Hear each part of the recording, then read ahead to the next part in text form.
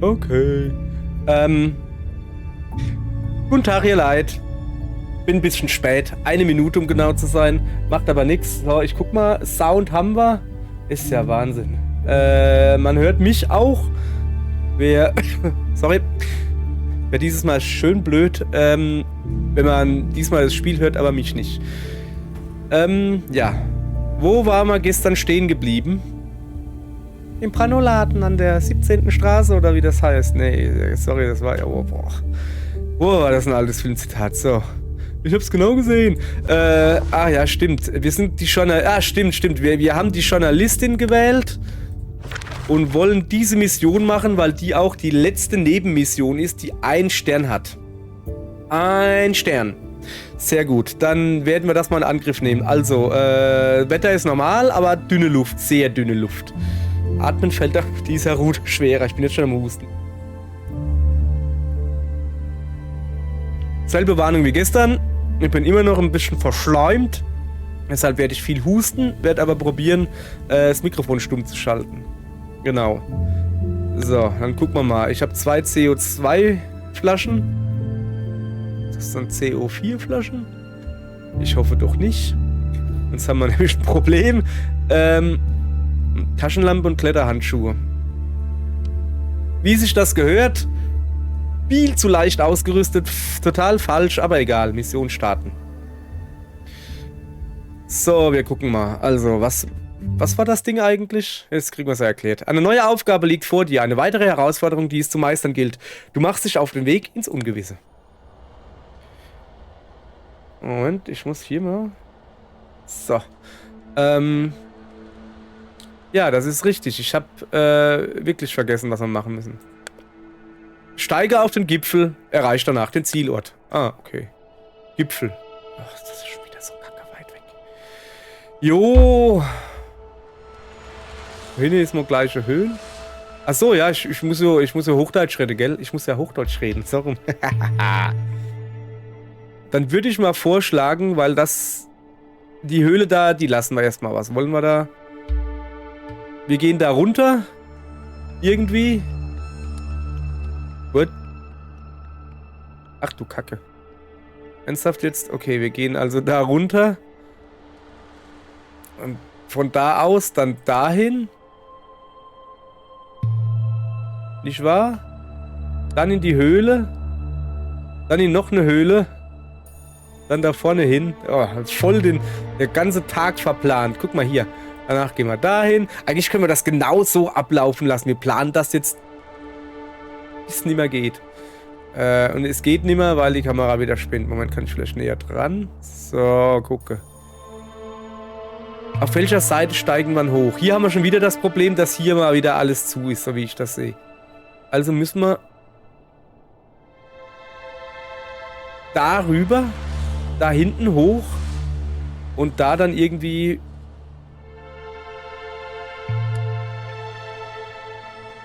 Ja, genau so. Und da dann irgendwie rüber. Okay, der letzte können wir wegmachen. Haben wir jetzt alles weg? Nee. So, ich würde einfach mal sagen, ey, das haben wir ja schon astrein geplant hier. Ja, dann. Auf geht's. Wo wollte ich hin? Dahin. Ja, dann laufen wir, Mädel. Oder Junge. Ich weiß gar nicht, ist das, also ist er ein Journalist? Oder eine Journalistin?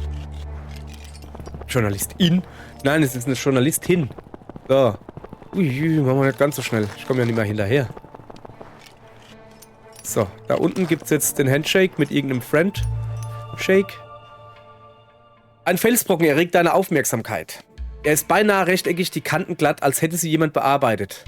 Aber das ist nicht alles. Auf dem Fels liegt ordentlich verpackt ein Zelt. Eine Gabe. Deine innere Stimme ermahnt dich, nicht nur zu nehmen, sondern auch zu geben. Ich nehme die Gabe, ohne was zurückzulassen oder das Sauerstoff... Wir werden es so bereuen.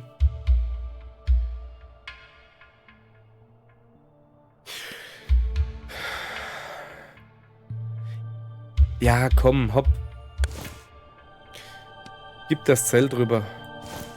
Wir werden es so bereuen. Wir werden es so bereuen. Habe ich das schon mal gesagt? Ach so.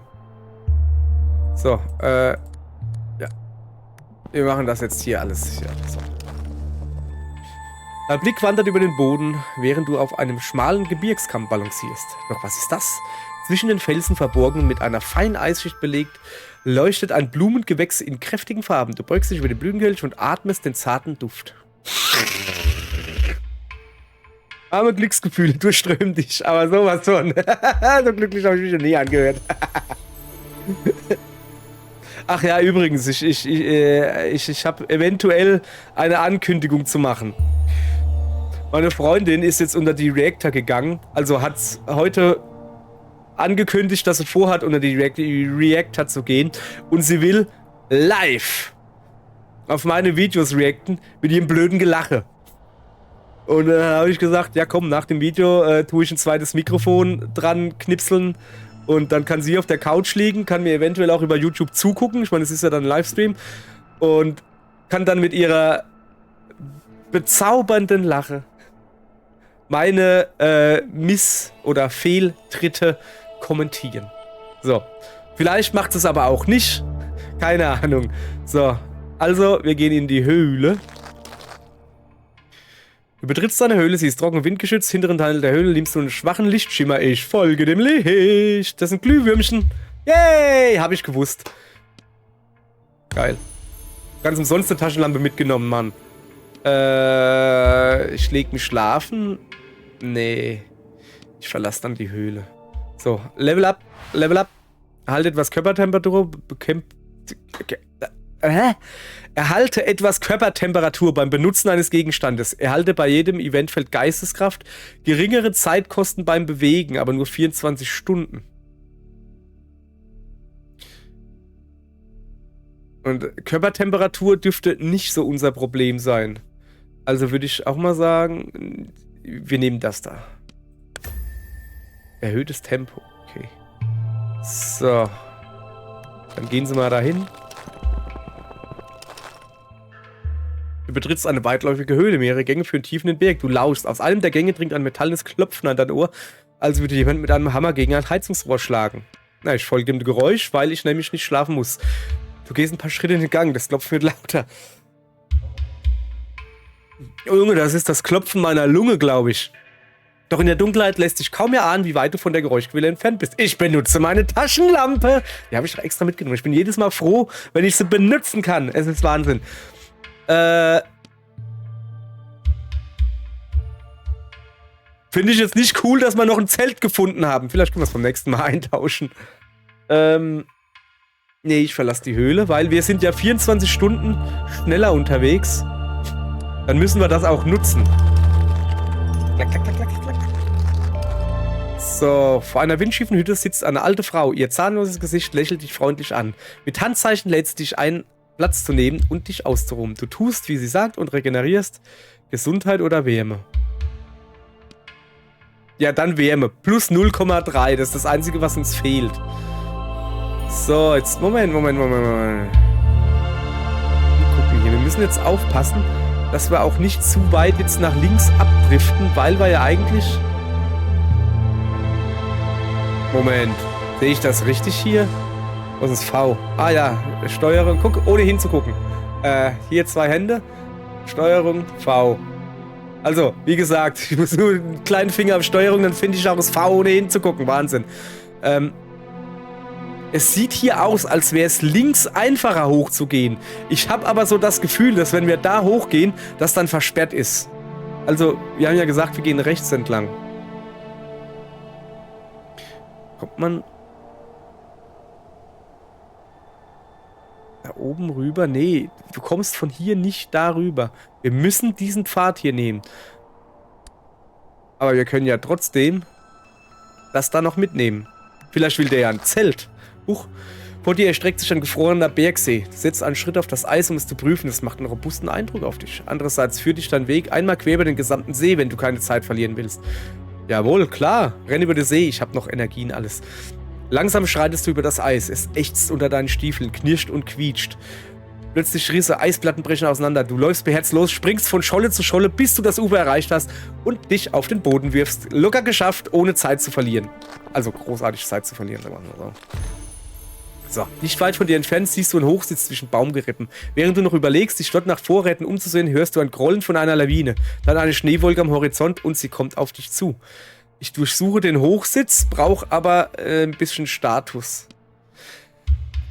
Das Ding ist, also das reine Durchsuchen kostet mich ein bisschen Energie. Das reine Durchsuchen. Aber es kommt ja eine Schneewolke auf mich zu. Es wäre also eventuell besser, die Reise fortzusetzen. Natürlich nicht, durchsuchen wir den Hochsitz. Du eilst zum Hochsitz, die Leiter ist unbegehbar. Super. Auf dem Boden liegt eine zerbrochene Kiste.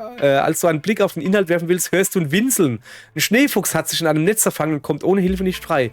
Das Grollen ist inzwischen ohrenbetäubend laut. Du musst dich beeilen. Also wir haben schon mal XP gekriegt und eine Konservendose. Oder wir befreien den Fuchs und kriegen dafür ein gutes Gewissen. Plus 50% Geisteskraft Gewinn in Events. Wir brauchen keine Geisteskraft. Ich befreie den Fuchs. Scheiß aufs Essen. Der Fuchs muss da raus. Weil das kein Leben für einen Fuchs ist. For Fuchs sake. Englisch kann ich auch noch. Bin ich nicht hier Stiefmuttermaterial? Ne, wie heißt das? Stiefsohn. Ja, genau, ich bin Stiefmuttermaterial. Kacke, hey. Ganz kurz hat meine Freundin kurz gedacht, er wird sich doch nicht anbieten wollen. Ja, als Stiefmutter. Wahnsinn. So. Also, wir gucken uns jetzt mal da unten ein bisschen um. Da unten gibt's noch was. Also da gibt es noch ein Event irgendwie, da hinten auch noch eins. Aber wollen wir das? V? Das ist nicht V, das ist V. Da hinten sind zwei, aber dann ist halt schon ein Umweg. Und da wollen wir hoch. Okay, passt auf. Wir machen das folgendermaßen. Wir gehen nicht da runter, sondern da, dann da, dann da, dann da. Wir gehen um diese Höhle drumherum quasi. Oh, wieso bin ich denn so langsam? So. Hat halt den folgenden Grund, könnt ihr euch wahrscheinlich denken, dass wir auf dem Rückweg diese Höhle mitnehmen können. Es wird nämlich gleich gelb. Quatsch. Dunkel. Ja, vielleicht wird es auch gelb.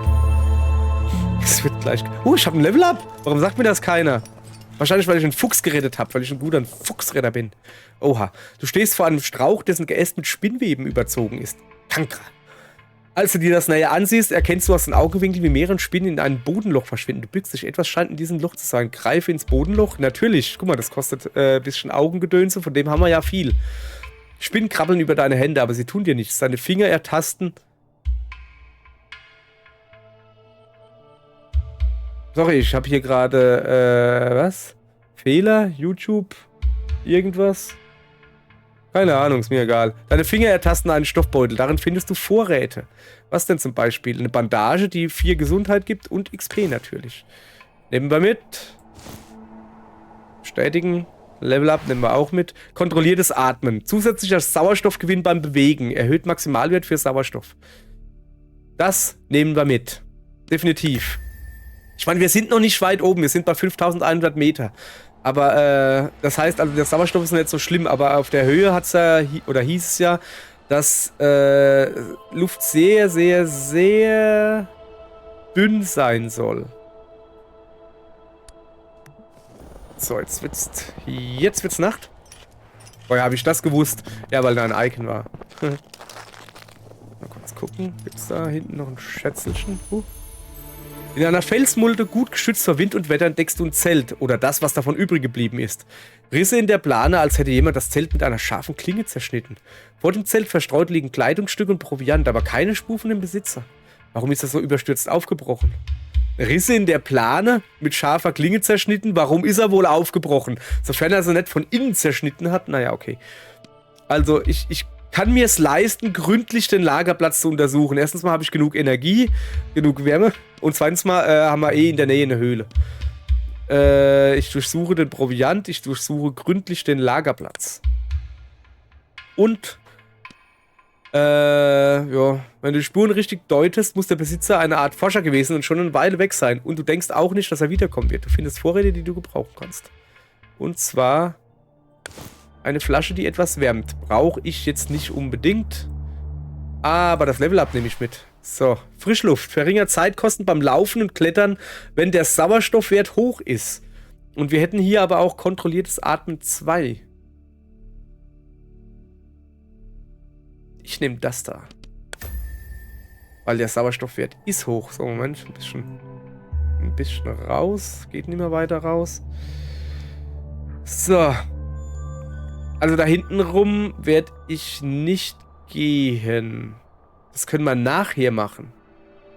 Ich gehe jetzt mal schön zurück hier. Rede ich mal, Mädel? Oder Junge, ich weiß immer noch nicht.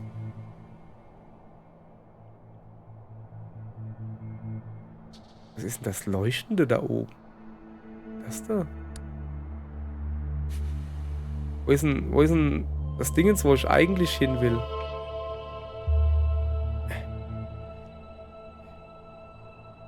Da war doch irgendwo eine Höhle. Ach, da.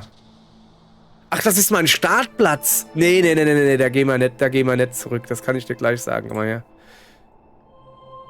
So, da oben wollte ich hin. Sag mal, wieso habe ich denn...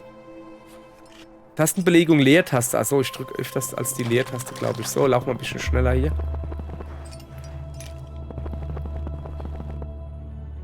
Auf allen Vieren krabbelst du einen Abhang hoch. Dann spürst du ein Beben. Ein Felsbrocken, groß wie ein Wagenrad, rollt auf dich zu. Ich springe zur Seite. Husch, husch. Geistesgegenwärtig wirfst du dich zur Seite. Der Brocken rauscht an dir vorbei in die Tiefe und hinterlässt eine Schneise der Verwüstung. Du atmest durch. Das war keine Sekunde zu früh. Sorry, mich nervt das hier. Was ist denn dein Problem? Ja. Fehler. YouTube empfängt nicht genügend Videodaten, um ein flüssiges Streaming ohne Zwischenspeicherung gewährleisten zu können. Ja, das ist natürlich doof. Ach so.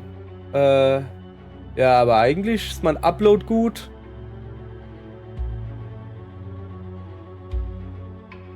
Mein Upload ist gut. Die ausgelassenen Frames sind gut. Da soll sich mal jetzt so dran stellen. Nicht wahr? So. Du atmest durch. Das war keine Sekunde zu früh. Hä? So. Ja. So, ja. Bis ich oben ankomme in der Höhle, ist es irgendwie schon wieder Zeit, um nicht zu schlafen. Naja. Ah, das ist eine dumme Idee, so hoch zu gehen. Naja, egal. Du trittst langsam in die Höhle. Nach ein paar Metern tut sich vor dir der Boden auf. Ein breiter und tiefer Erdriss, der von einer Wand zur anderen geht. Erkunden! Du kneifst die Augen zusammen. Auf dem Grund des Risses liegt ein Gegenstand, der aus der Entfernung einem Rucksack oder einer Tasche ähnelt. Könnte darin wertvolle Ausrüstung sein? Ich benutze meine Taschenlampe. Oder ich klettere runter. Ich benutze meine Taschenlampe.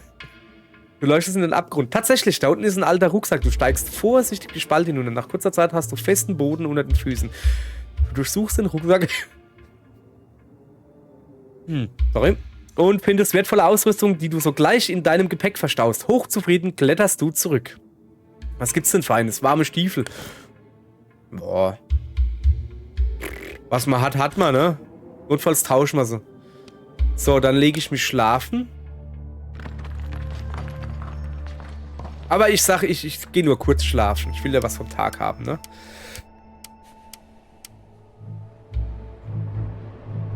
Gut. Oha, gerade rechtzeitig. Jetzt ist es stürmisch, weißt du? Okay.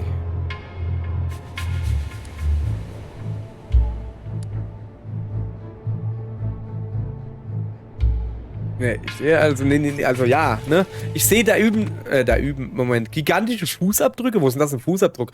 Vor dem Schnee Fußabdrücke, fast verweht, aber eindeutig menschlich und groß, wie von einem Riesen.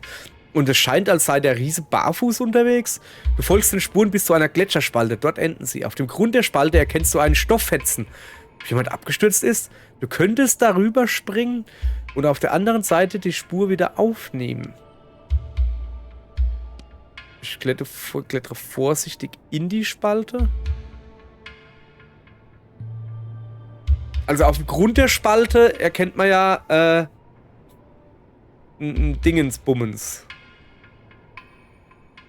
Ein Stoffhetzen. Und gegenüber könnte man eventuell die Spur wieder aufnehmen. Was machen wir denn jetzt?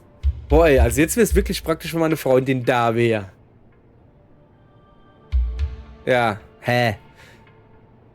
Soll ich in die Spalte klettern oder über die Spalte hüpfen? Oder gar nichts machen? Hüpfen soll ich, okay. Hüpf. Du rutschst aus und die Gletscherspalte hinab. Der Aufprall ist hart, dein Schädel dröhnt. Du bist noch etwas benommen, als du eine Leiche bemerkst. Kein Riese, sondern eine Frau. Du kriechst näher heran und blickst in 2 dunkle und leere Augenhöhlen. Wo sind ihre Augäpfel? Können Tiere sie gefressen haben? Du durchsuchst ihren zerrissenen Anorak und findest den Ausweis eines Forschungsinstituts für Zoologie. Und Ausrüstung. Okay, was habe ich gekriegt? Eine Sauerstoffmaske. Oh, das ist sehr gut. Allerdings habe ich auch einen verstauchten Knöchel.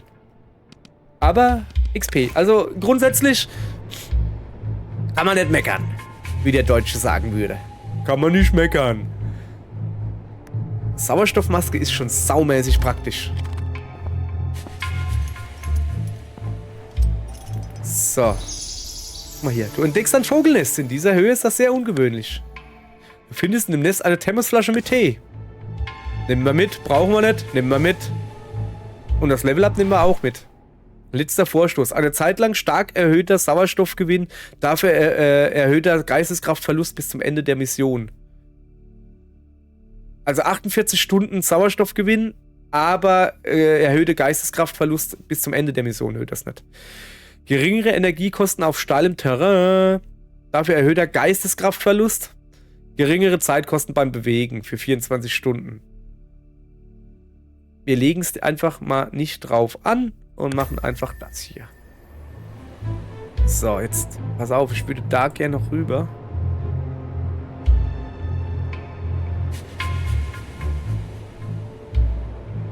Es gibt einen harten Aufstieg hier, Leute. Egal, wir gehen da rüber. Wir sammeln ordentlich Sachen, solange es noch so kleine, weißt du, +1 Höhenunterschiede sind. Pff, die nehmen wir mal mit. Die nehmen wir mal mit, ihr Leid, ihr Kinder. So. Was haben wir denn hier? Du erreichst ein kleines Plateau mit kreisförmig angeordneten Monolithen. Ein Überbleibsel der alten Kultur. Eine Gestalt in einem langen Gewand kauert auf dem Boden und murmelt unverständliche Worte. Dann erhebt sie sich und stößt die steinernen Säulen um. Eine nach der anderen. Ich guck natürlich zu. Etwas an der Person ist komisch und flößt dir Angst ein. Trotzdem kannst du deinen Blick nicht von ihr abwenden. Schließlich bemerkt sie dich und wirft dir einen wütenden Blick zu. Du willst etwas sagen, doch kein Wort kommt über deine Lippen. Dann eilt sie davon und lässt dich ratlos zurück. Ich hatte dieses Event schon mal und da habe ich sie natürlich abgehalten. Und was war der Lohn fürs Abhalten? Sie hat mir einen wütenden Blick zugeworfen und ist abgehauen. Also genau dasselbe wie jetzt. So, aber wie ich das ja halt hier gerne am Anfang mache, XP sammeln, XP. Und dann ist es Leveschee. So, da oben wollen wir hin. Ich würde auch, wenn es nach mir geht, lieber da drüben auf dem normalen Gestein klettern, nicht so auf dem Eis.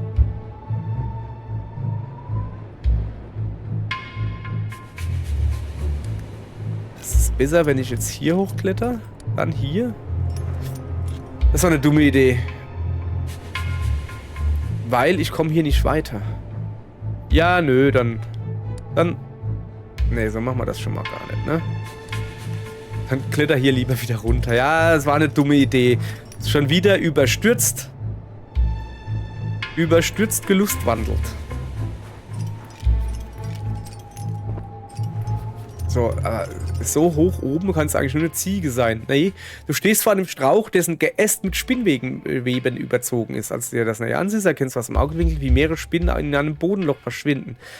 Ich greife natürlich ins Bodenloch. Spinnen krabbeln über deine Hände, aber sie tun dir nichts. Deine Finger tasten einen Stoffbeutel. Darin findest du... Ich habe 3 Zelte. Will das Spiel mir irgendetwas sagen? Dann sag's lauter, ich kann es nicht hören. Ja, das Spiel will mir sagen, nutz mal ein Zelt. Machen wir das jetzt. Jo. Und zwar lange schlafen.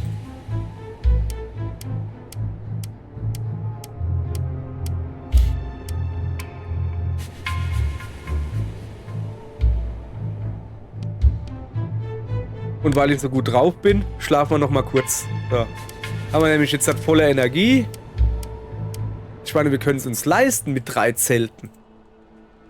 So, jetzt haben wir auch schöneres Wetter. Schön, schön. Das ist eine Schatzkiste. Oh, da ist eine Höhle. Komme ich aber nicht direkt hin. Da müsste ich jetzt da hochgehen. Da komme ich da nicht rüber. Ich will aber da rüber. Das war dumm. Hätte erst da und dann da hochgehen müssen. Ja, es kommt davon, wenn man den Computer machen lässt. Du stolperst und schlägst hart mit dem Knie auf. Wütend trittst du gegen den Stein, der einen Spalt im Boden preisgibt. Scheint eine Art Versteck zu sein. Ich vergrößere den Spalt. Ich habe genug Energie. Deine Hände ertasten ein dünnes Büchlein. Der Bodenfrost hat ihm hart zugesetzt. Du überfliegst die Notizen. Sie stammen von einem anderen Bergsteiger, der vor über 50 Jahren hier gewesen sein muss. Lange bevor die breite Öffentlichkeit von der Insel erfahren hat. Sorry, ich habe mal den Text, den Satzbau etwas umgestaltet. Und da ist noch mehr. Jemand hat Vorräte hinterlegt. Was ist denn das für ein Level? Ich werde mit Zelten und heißem Tee zugeschissen. Ich brauche keinen heißen Tee. Aber ich kriege auch Level-Ups. Von daher will ich nicht zu sehr meckern. Erhalte bei jedem Event Geisteskraft. Also bei jedem Eventfeld. Verringere Energiekosten beim Laufen und Klettern. Und warme Gedanken. Erhalte etwas Körpertemperatur beim Benutzen eines Gegenstands. Ich nehme mal das da. In jedem Eventfeld kriegt man ein bisschen Geisteskraft, weil es scheint nämlich hier auch zur Neige zu gehen.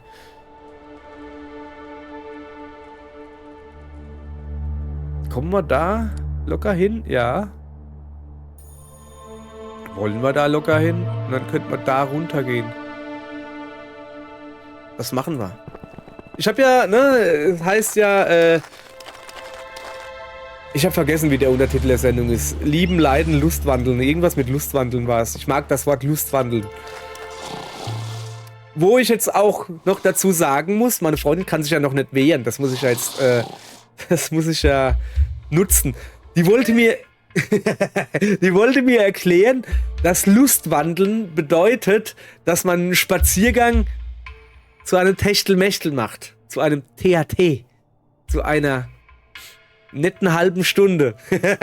Also nicht, ich habe gesagt, Lustwandeln ist einfach nur spazieren gehen aus Spaß an der Freude. Und sie hat gesagt, ja, und die Freude ist Knickknack. Nee, ist es nicht. Also bei ihr vielleicht, aber nicht generell. So. Okay. Weil es mir vorhin schon so gut geholfen hat. Hier, Frau Knickknack Lustwandeln. Da liegt einer und pennt. Soll ich ihn wecken? Oder nicht? Okay, sie sagt ja. Du sprichst den fremden Bergsteiger an, keine Reaktion. Dann beugst du dich herab und rüttelst ihn sanft. Der Fremde mummelt etwas Unverständliches und dreht sich auf die andere Seite. Scheint keine Lust auf Gesellschaft zu haben. Okay. Ich gehe dann aus der Höhle natürlich raus. Also wir müssen da hoch. Also darüber gehe ich jetzt halt nicht. Da bin ich mir zu fein dafür. Komme ich denn da hin? Ja. Das ist gut, das machen wir genauso. Also dass wir da jetzt wieder... Oh, shit. Bei dem Versuch, über einen Geröllhaufen zu springen, rutschst du ab und klemmst deinen Fuß in einer schmalen Felsspalte ein. Der Knöchel schmerzt. Vorsichtig rausziehen, ich räume das Geröll weg, kostet Zeit. Ja, Zeit habe ich. Mühsam schiebst du Felsbrocken für Felsbrocken zur Seite. Falls dein Knöchel verstaucht ist, möchtest du kein Risiko eingehen. Nach einer Weile ist der Spalt so breit, dass du deinen Fuß vorsichtig rausziehen kannst. Du tastest ihn ab. Bloß die Schürfwunde. Ist ja gerade noch mal gut gegangen hier.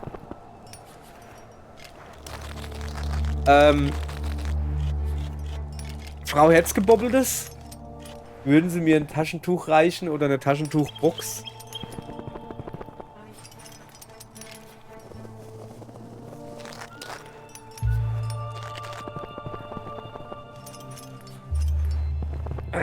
Dankeschön. Oh.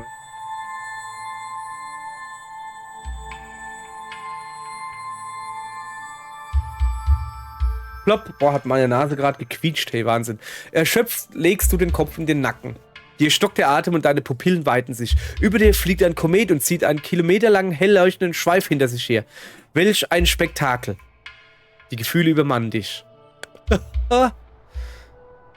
So, jetzt... Wie komme ich denn da unten hin? Ganz einfach so. Und der Weg wäre sogar richtig, wenn ich so rumgehe. Ich könnte aber auch außen rumgehen. Ich glaube, das werde ich dann eher machen. Ich wollte jetzt einfach nur erstmal gucken. Natürlich gehe ich jetzt hier erstmal hin. Hoffentlich will hier jemand mein Zelt. Gegen eine Felswand gelehnt sitzt ein Einheimischer und winkt dir zu. Als du dich ihm näherst, hält er dir mit schmerzverzerrtem Gesicht eine Sauerstoffflasche entgegen. Er sagt etwas zu dir, doch du verstehst kein Wort. Ich finde natürlich raus, was ihm fehlt. Wahrscheinlich muss ich ihn wieder am Arm zuzeln. Du musterst den Fremden. Immer wieder fasst er sich an die Schulter, sag ich doch. Du bist dir sicher, er hat sie sich ausgerenkt. Du machst ihm Handzeichen, dass er dir seine Hand reichen soll. Ruckartig ziehst du an ihr. Ein Schrei, dann Stille. Dann eine Schelle. Nach ein paar Sekunden strahlt dich der Fremde an. Er bietet dir erneut die Sauerstoffflasche an. Du nimmst sie und freust dich darüber, ihm geholfen zu haben. Okay. So langsam wird's eng hier bei uns. Das Level-Up nehmen wir natürlich mit. Stark verringerte Zeitkosten beim Laufen und Klettern, wenn der Sauerstoffvorrat hoch ist. Das wäre dann Stufe 2. Jetzt nicht aufgeben. Start verringert. Wir nehmen das. Das ist schon geil. So, siehst du. Und so rübergehen will ich. Also da rübergehen und dann versuchen, hier außen rum zu gehen. Da soll ich besser so rübergehen. Aber weil da unten sind ein Haufen Items, die will ich alle mitnehmen. Alle miteinander. Man muss aber bedenken, ich muss auch wieder runter vom Berg. Ich muss ja nicht nur rauf, ich muss auch wieder runter. Ich habe dir diesmal die Questbeschreibung durchgelesen. Es ist also gut möglich, dass wir auch auf diese, also auf wieder hier runter müssen und nicht auf der anderen Seite vom Berg. Also wäre es vielleicht auch nicht schlecht, wenn wir ein paar Sachen liegen lassen. Ja, keine Ahnung. Um das zu überlegen, schlafen wir mal eine Nacht drüber. Dann kriege ich nämlich auch Platz im Zelt. So. Und Energie. Das haben wir einen halben Tag verpennt. Ja. Wie im echten Leben, hey. So.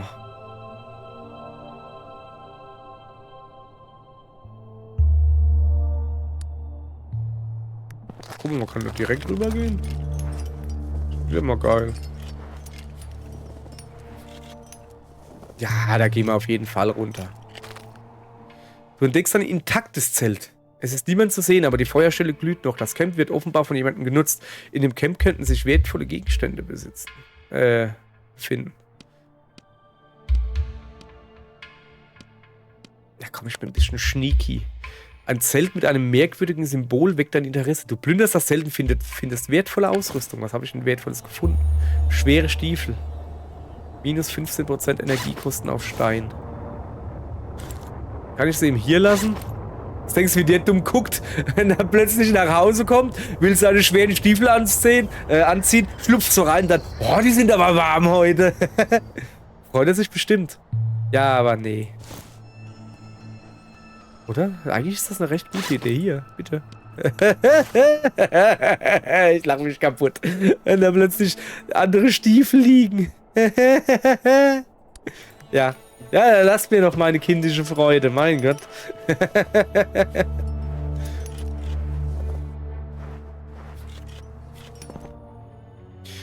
Du erreichst eine Schlucht, über die ein Seil gespannt ist. Wer es wohl hinterlassen hat? Und kannst du es riskieren, es zu benutzen? Klar kann ich. Du umschlingst das Seil mit deinen Beinen und ziehst dich Stück für Stück über die Schlucht. Die Fasern schneiden sich in deine Handflächen, doch du ignorierst den Schmerz. Schon hast du die andere Stelle fast erreicht, da lässt die Spannung im Seil plötzlich nach. Du schwingst nach vorne und knallst mit voller Wucht gegen die Felswand. Mit zitternden Händen ziehst du dich an dem Seilender hoch bis zur Kante, gerettet. Aber dein Oberkörper ist übersät mit Hämatomen. Ich habe Schmerzen beim Atmen. So, muss man was trinken. Ich muss das jetzt irgendwie so machen, dass ihr nicht seht, was das ist. So ist das, glaube ich, gut.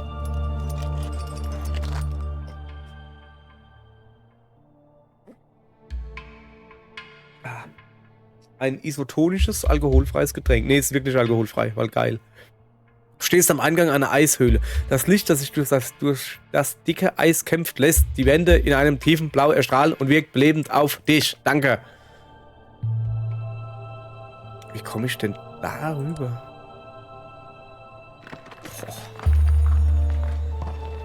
Dann lieber erstmal so.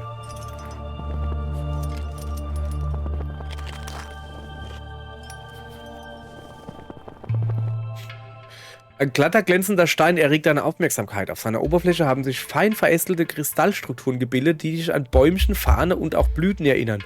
Wunderbarer Anblick. Natürlich gucke ich mir das an. Fasziniert starrst du auf die Eisblumen. Es ist beinahe so, als könntest du ihnen beim Wachsen zusehen. Dann ist es kalt, wenn man das kann. Der Gedanke daran, dass auch in den unwirtlichsten und lebensfeindlichsten Regionen wahre Schönheit existiert, macht dich glücklich und zufrieden.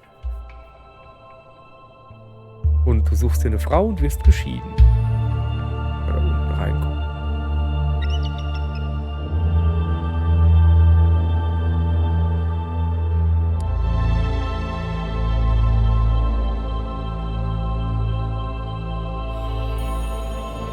Also da runter, okay, ne?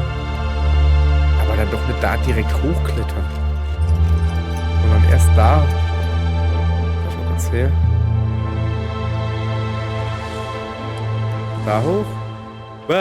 Auf dem Boden liegen 2 tote Bergsteiger. Sieht so aus, als würden sie noch nicht lange dort liegen.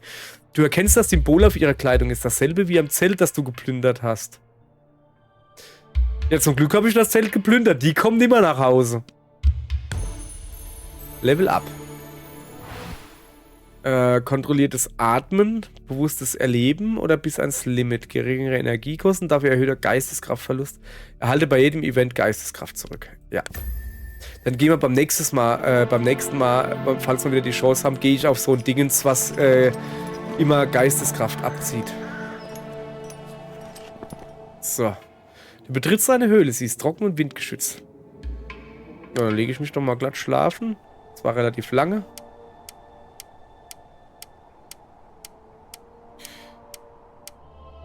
So, jetzt ist es halt Nacht. Mal her, schon rauszoomen. Noch weiter rauszoomen. Darüber will ich. Will ich das wirklich oder will ich vielleicht eher dahin?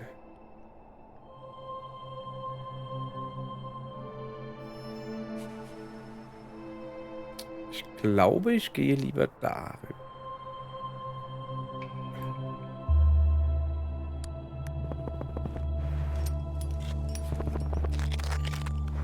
So.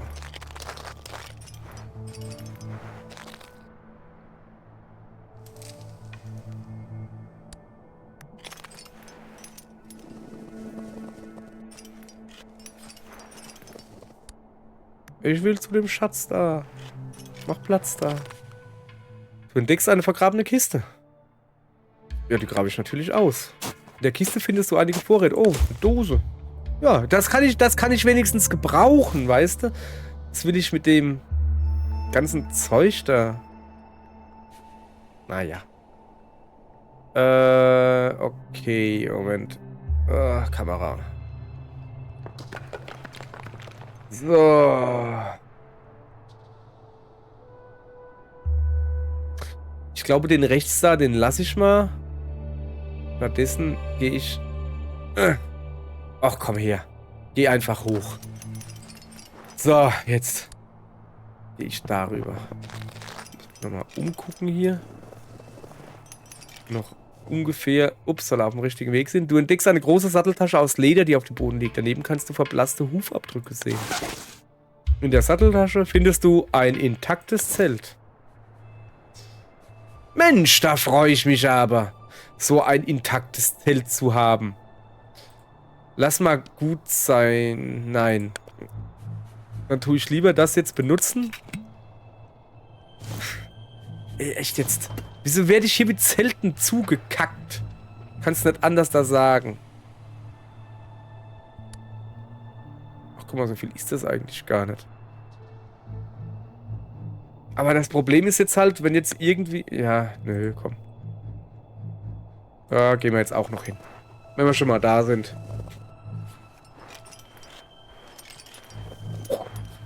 Hoppala. Mit der Uhr ins Mikro gehauen.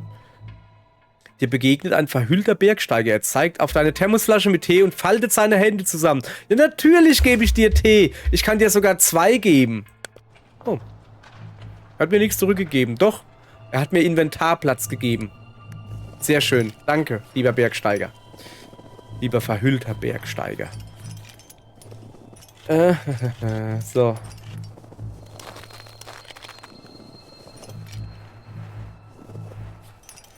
Also, was gibt's denn hier Feines? Aha.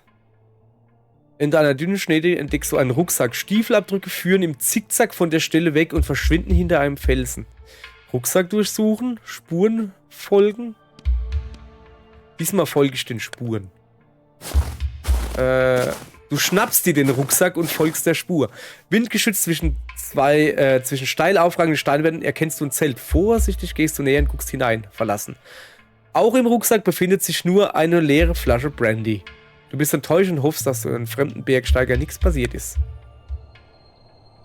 Ja, natürlich hoffe ich das. Natürlich.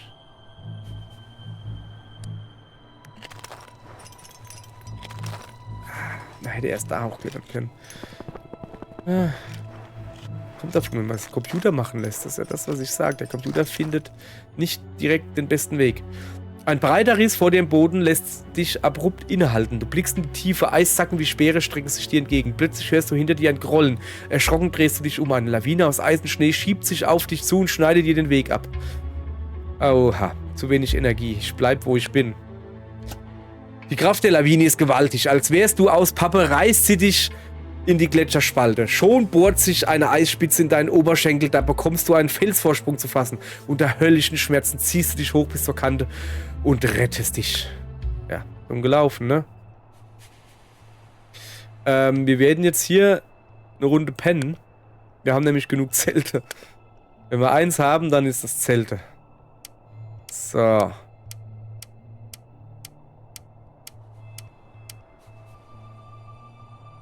Udi. Dann gehen wir da runter. Dir begegnet wieder der verhüllte Bergsteiger. Er hat eine Thermosflasche Tee in der Hand, die er dir überreicht. Danach kramt er ein paar Kräuter und eine Fackel heraus und bietet sie dir abwechselnd an. Thermosflasche Tee, Tee und Kräuter, Fackel. Fackel und Thermosflasche. Ich nehme all seine Gegenstände.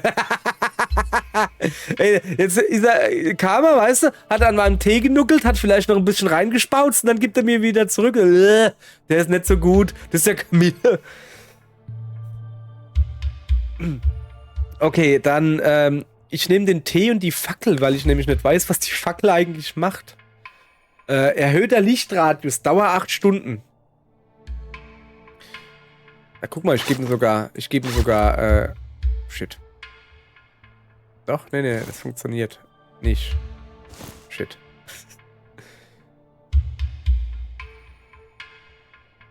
Moment. Erhöhter Lichtradius für 8 Stunden, ja 200%. Und die Taschenlampe macht 150.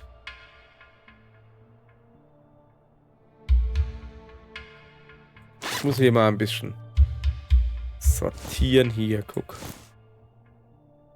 Ich weiß nicht, wie ich das sortieren kann, damit ich alles mitnehmen kann. Moment. Zelt nochmal dahin. Na, geht halt nicht. Ich lasse doch aber keine Sauerstoffflasche hier. Dann lasse ich lieber ein Zelt hier. So, komm mal her. Gib mir all dein Ding. Guck mal, jetzt hat er von mir noch ein Zelt gekriegt. Bin ich nicht ein guter Kerl. Der Bergsteiger lächelt und verneigt sich. Dann zieht er weiter. Und ich krieg ein Level up und ziehe gleich weiter. Jetzt nicht aufgeben. Stark verringerter Geisteskraftverlust beim Bewegen, dafür zusätzlicher Geisteskraftverlust beim Schlafen und in Ereignissen. Nee, das will ich ja nicht. Ein letzter Vorstoß. Eine Zeit lang stark erhöhter Sauerstoffgewinn, dafür erhöhter Geisteskraftverlust bis zum Ende der Nation. Quatsch, der Mission. Nee, ich nehme das da. 16 Stunden. Ignoriere mal gefährliches Terrain. Ist eigentlich schon wieder Nacht, merke ich gerade, ja. Da könntest du mal eine Runde pennen. Nur ein paar Meter vor dir landet unerwartet und majestätisch ein Steinadler. Fasziniert beobachtest du das Tier, das sich nicht vor dir zu fürchten scheint. Du kannst es dir nicht erklären, aber diese Begegnung hat etwas Magisches. Du lebst ganz in diesem Augenblick und regenerierst Wärme. Das ist eine...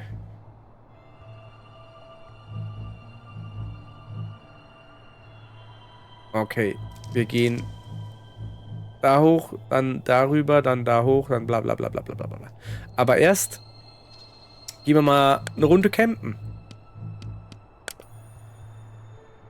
Aber nur kurz.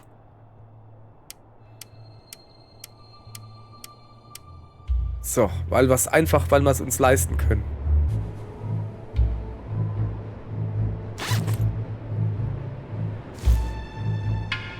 So, jetzt... Wieso kann ich das da nicht hinmachen? Muss das da hin? Nee, ernsthaft jetzt, wo soll denn das hin?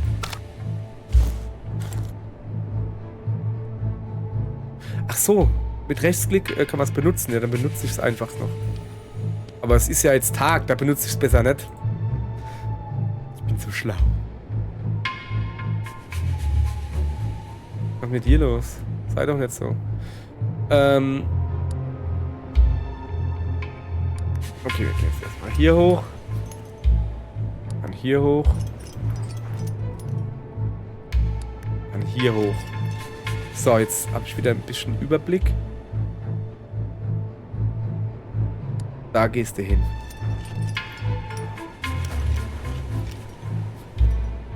Und dann dahin. Ich muss den mal selbst steuern. So, jetzt hier hin. Und jetzt dahin. Da, siehst du? Geht doch. Du marschierst über einen Bergrücken, auf dessen steil abfallenden Hängen krüppelige Baumgewächse Wind und Wetter trotzen. Auf einem schmalen und brüchig wirkenden Felsvorsprung entdeckst du eine Sauerstoffflasche. Du könntest einen Ast nehmen und versuchen, den Gegenstand zu bergen. Nö, ich setze mal einen Reise fort. Ich meine, hey, wir haben noch 2 Sauerstoffflaschen und wir haben die immer noch nicht gebraucht. Oh, aber bald brauchen wir. Definitiv. So. Klettern wir da mal hoch. Die Luft wird dünner und dein Atem wird schwer. Du hast die Todeszone betreten. Du hältst einen Moment inne, um dich auf den harten Weg zum Gipfel einzustellen. So schnell wie möglich, geringere Energiekosten für kurze Zeit oder geringerer Sauerstoffverlust für längere Zeit. So, ist besser.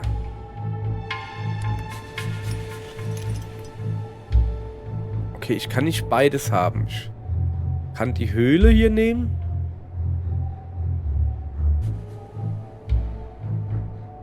Doch, ich kann beides haben. Gehen wir mal in die Höhle. Nicht, dass wir die Höhle brauchen, aber vielleicht finden wir ja was. Windhauch. Ich folge dem Windhauch. Ah, die Stalaktiten. Und was finden wir Feines? Ja, Stalaktiten, bla bla bla. Einer ist runtergefallen, hat einen anderen aufgespießt und wir finden... Cool. Eine Konservendose. Die nehme ich mit. Und dann verlasse ich die Höhle. So. Und jetzt gehen wir hier hin.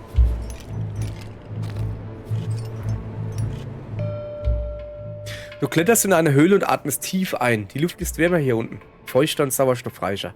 Du hast beinahe das Gefühl, als würde sie dich benebeln. Deine Glieder werden schwer, doch dein Geist bleibt wach. Du entspannst dich und regenerierst. Sauerstoff brauche ich nicht. Energie. So, dann klettern sie mal hier hoch. Dann klettern sie hier hin. Haben wir eigentlich noch zeitlich begrenzt. Bewusstes Erleben. Abhärten. Ah. Das ist noch. Kontrollierter Aufstieg. Okay. So, da oben will ich hin.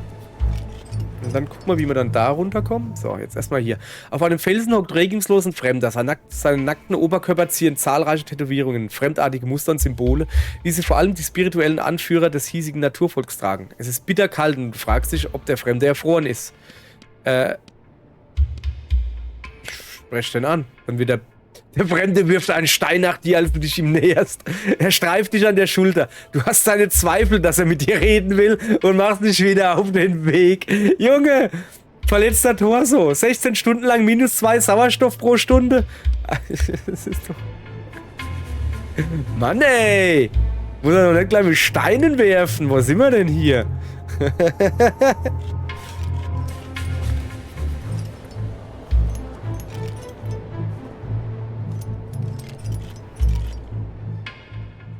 So, da ist wieder ein Strauch mit Geäst und natürlich greife ich ins Bodenloch.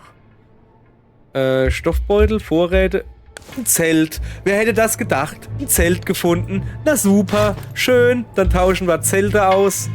Ja. Mann, ey. Das ist Zeltgedönse da. So, das sollte funktionieren. Ich würde auch eh viel lieber hier hochklettern, weil hier nämlich an Stein klettert sich besser wie an Eis. Denke ich mal. Ah ja. Da sitzt wieder die Frau und sie sagt, ich soll mich hinsetzen und ich regeneriere Gesundheit. Oh ja, das könnte man gebrauchen oder Wärme. Nee, Gesundheit. Gesundheit.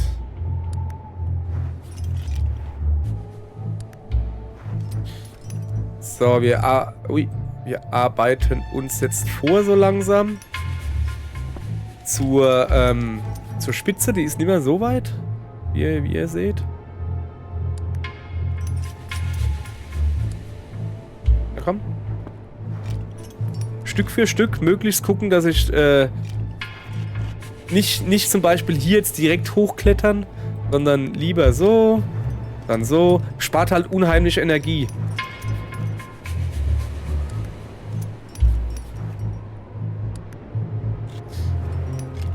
So, dann gehen wir noch ein bisschen umgucken. Wollte schon hinhauen. So, da wird jetzt halt Nacht. Sollen wir eine Runde pennen gehen? Ist eine gute Idee. Wir haben ja genug Zelte.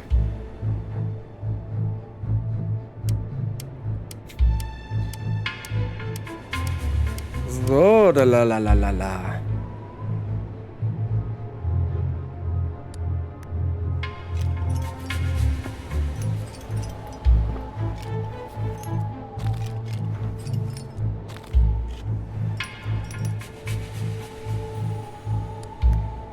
Also, ich bin jetzt also hier ganz oben.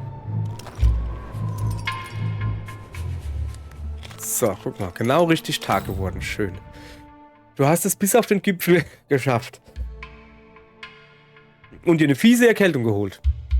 Dein mühsamer Aufstieg wird nicht nur mit einem herrlichen Ausblick belohnt, sondern auch mit vielen wertvollen Erfahrungen, die es dir einfacher machen werden, hier oben zu überleben. Allerdings bist du noch nicht am Ende deiner Erkundungsmission angelangt. Du musst auch noch zurück zum Zielort. Ja klar. Das gibt ordentlich Zeugs. So. Zielort ist da hinten. Ich würde vorschlagen, wir gehen auf dieser Seite runter und da durch. Warum? Keine Ahnung. Warum nicht? Aber erstmal ein Level-Up nutzen. Bis ans Limit. Geringere Energiekosten auf steilem Terrain. +2 Anstieg. Dafür erhöhter Geisteskraftverlust. Erhöhter Geisteskraftverlust. Das soll eigentlich erhöhte heißen. Egal. Kontrolliertes Atmen brauchen wir jetzt nicht so. Klarer Verstand. Verringerte Energiekosten beim Laufen und Klettern, wenn die Geisteskraft hoch ist. Ja, das nehme ich. Also wie gesagt, da wollen wir runter. Geht's da runter? Ja.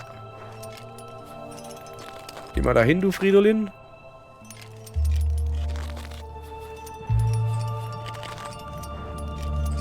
Ist hier irgendwie nix? Oh, da hinten, da hinten, ganz da hinten. Oh. Moment, haben wir gleich. Eigenschaften. Mauszeiger anzeigen. So, hier, jetzt hat. Da hinten. Seht ihr eigentlich einen Mauszeiger? Ich sehe ihn ja selbst nicht. Seltsam.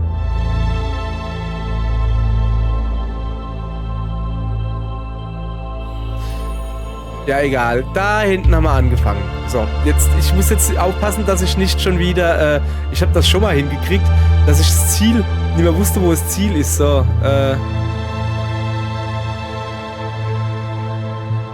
gehen wir dahin. Wir müssen da runter. Oh, Fug, ich hoffe, dass wir da runter. Ja, das ist ein normales Ding. Gut. Ah, jetzt sehe ich einen Mauszeiger. Gut. So, hab vergessen, dass ihr den Mauszeiger ja gar nicht seht. Das ist ein bisschen doof. Doof dann. So. Schon seltsam, dass hier so gar nichts mehr ist. Also ich meine, hier bin ich doch vorhin nicht entlang gegangen, oder? Oh.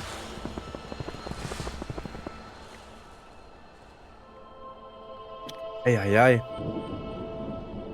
Oh, hört ihr, das ist, es donnert. Donnerwetter.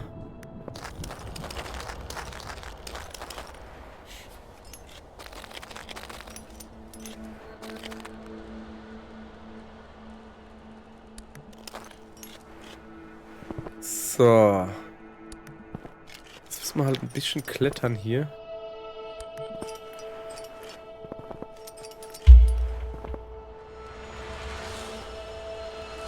Komme ich denn dahin? Komme ich dahin?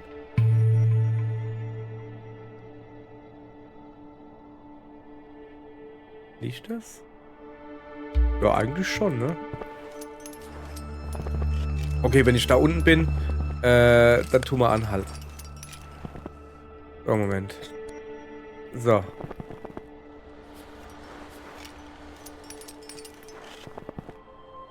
Also, hier gibt es wieder irgendwas. Vielleicht gibt es ja Energie. In Stein geschlagene Stufen führen dich zu einer Art Podest, eine religiöse Stätte, Schrein. Obwohl du nicht sehr spirituell bist, spürst du eine besondere Aura an diesem Ort. Wahrscheinlich bildest du diese nur ein. Du bittest um Gesundheit, brauche ich nicht. Energie. Ah, schön. Übersicht. Ich bitte um Übersicht. So.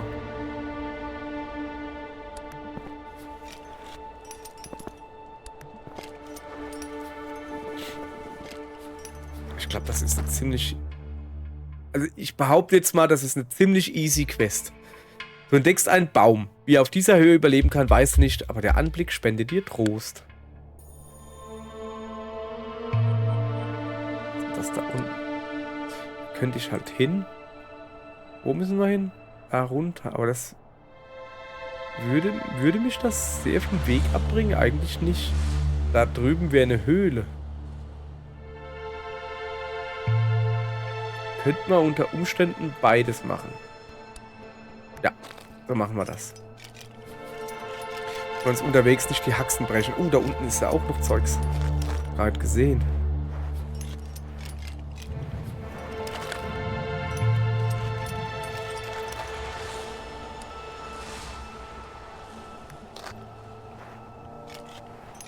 Das ist ein Sonnenstern. Schießt am Eingang einer Eishöhle. Das Licht, das sich durch das dicke Eis kämpft, lässt die Wände in einem tiefen Blau erstrahlen und wirkt belebend auf dich. So, es wird mal wieder Zeit für ein Zelt. Zeit für ein Zelt. Und zwar lange schlafen. Und danach habe ich noch gleich eine gute Idee.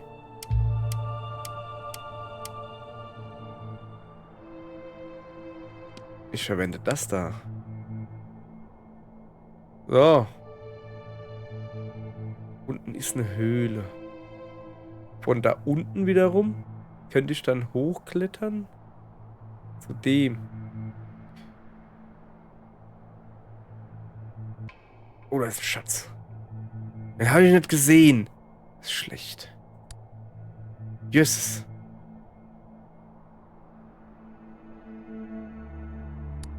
Ist egal. Da muss ich jetzt hin. Das sind Schätze.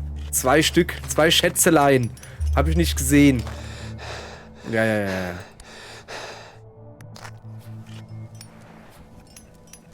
Fuck. Komme ich da überhaupt rüber? Das war eine dumme Idee. Ja, okay. Das ist in Ordnung. Ja, ich weiß, dass ich jetzt wieder hochklettern, dass das voll bekloppt ist. Aber wir haben genug Zelte. Wir können es uns einfach leisten. So ist es. So. Während du neben einer flachen Gletscherspalte kletterst, verlierst du den Halt und beginnst zu rutschen. Du schaffst es, dich in einigen Metern zu fangen. Ich rutsche langsam und vorsichtig hinunter. Wenn wir da unten sind, machen wir Pause. Also so zeltmäßig. So. In einer kleinen Höhle stapeln sich Kisten mit Dynamit. Hinter den Kisten erahnst du ein paar Fackeln, die du gut gebrauchen könntest. Ich trage vorsichtig die Kisten weg. Ich klettere über die Kisten. Das ist halt Dynamitkisten, ne? Brauche ich die Fackeln wirklich? Ich klettere da drüber.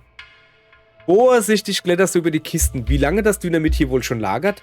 Doch bevor du dir Gedanken darüber machen kannst, erreichst du die Fackel. Schnell verstaust du sie in deinem Gepäck und machst, dass du aus der Höhle kommst. Ich habe gerade eben eine Fackel benutzt. Und habe sie nicht gebraucht. Finde ich ja super, dass wir jetzt gerade noch eine finden.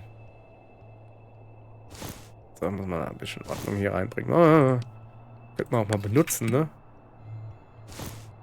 Oh, guck. Okay, jetzt wollten wir Zelten, haben wir gesagt, gell? Ja. Damit wir noch ein bisschen mehr Platz kriegen. Schlafen wir wieder bis zur Nacht und dann machen wir die Fackel wieder an.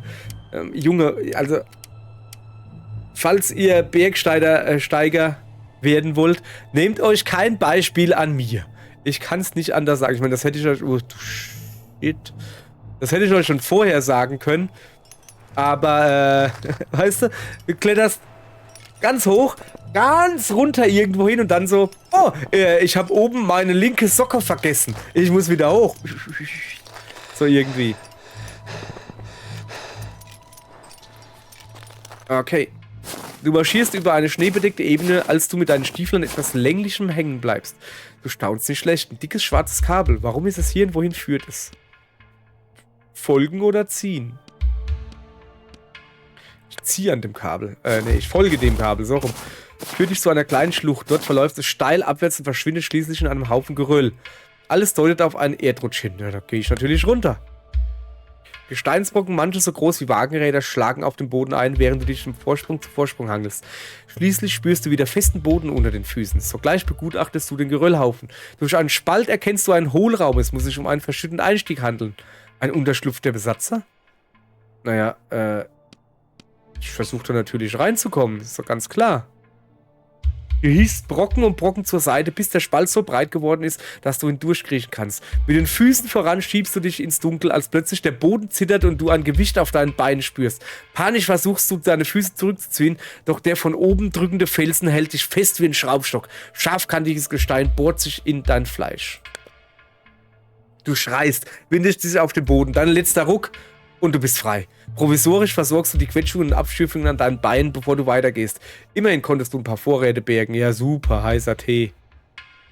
Verletzter Torso. Sauerstoff vom Kletterer. Okay, alles klar.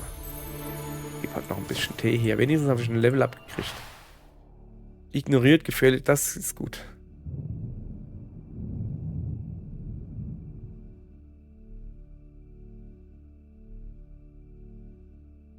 Ne, das nehmen wir mal. So. Okay, wo müssen wir hin? Darüber.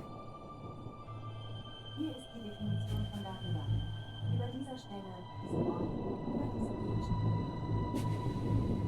diese Danke.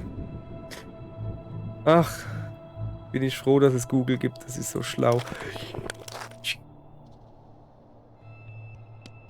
Ja, ich habe auch gerade gemerkt, dass das nichts wird. Das machen wir lieber von Hand. Von Hand zu Fuß quasi. Und gehen dann zwischenzeitlich irgendwo pennen.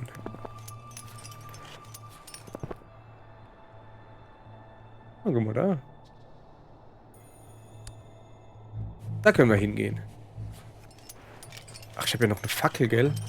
Will ich die wieder benutzen? Können wir gleich machen.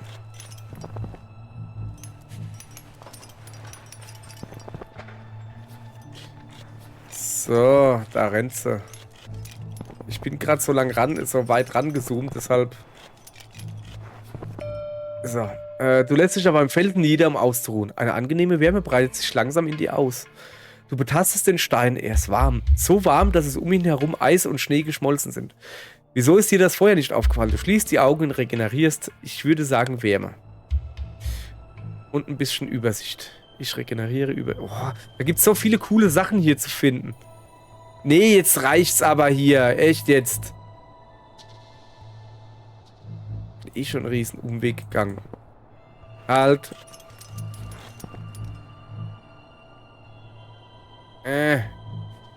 Komm, geh mal da rüber.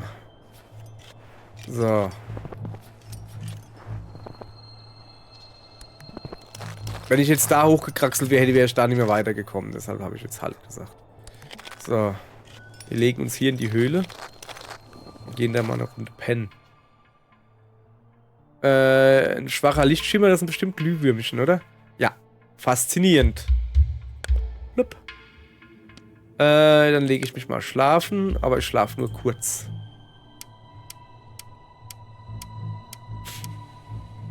So. Da hinten.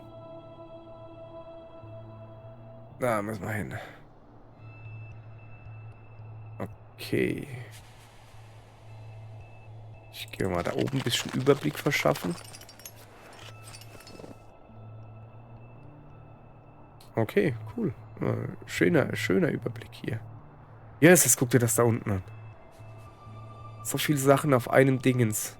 Ich glaube, da rentiert sich ein kleiner Umweg.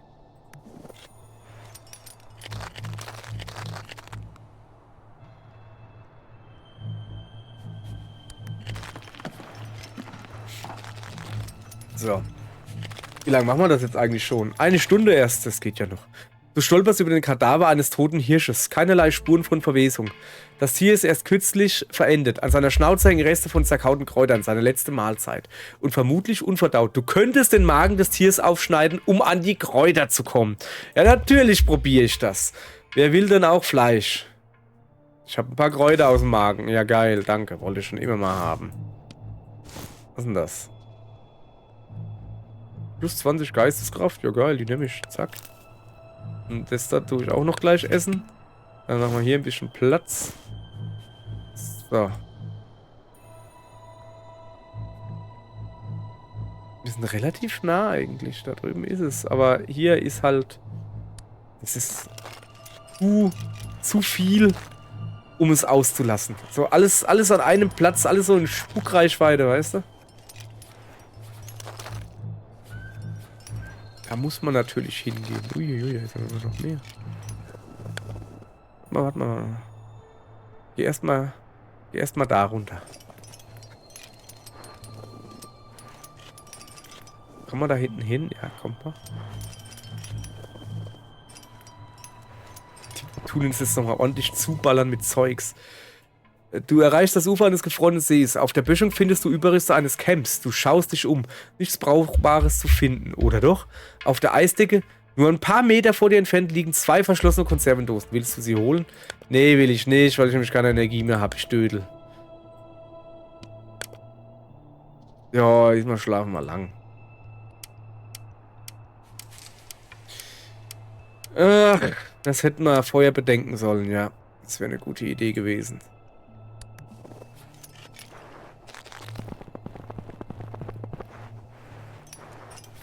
So, was gibt's hier? Nordlichter, was für ein Anblick.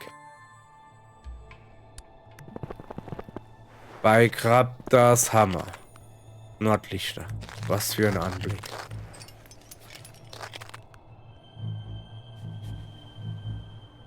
Nee, den lassen wir jetzt. Den dann nehmen wir noch mit. So, und jetzt sind wir ja auch schon an dieser Stelle, wo so viel, guck mal, 4, 5 Sachen auf einmal quasi. Du marschierst über einen Bergrücken, auf dessen Steilabfall hängen krüppelige Baumgewächse, Wind und Wetter trotzen. Auf einer schmalen Brücke wegen Sauerstoffflasche. Probieren wir natürlich. Ein Ast berührt die Sauerstoffflasche, doch es fehlt dir die Kraft, sie in die eine Richtung zu bewegen. Ja, komm. Geschafft. Sauerstoffflasche gekriegt. Zack.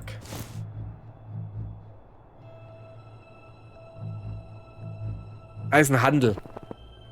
Ja, auf allen 4 krabbelst du einen Abhang hoch, dann spürst du ein Beben. Ein Felsbrocken, groß wie ein Wagenrad, rollt auf dich zu. Springend zur Seite. In letzter Sekunde wirfst du dich zur Seite, doch prellst dir dabei die Schulter. Du öffnest deine Jacke und reibst die schmerzende Stelle. Blut strömt ins weiche Gewebe und färbt die Haut blau und rot.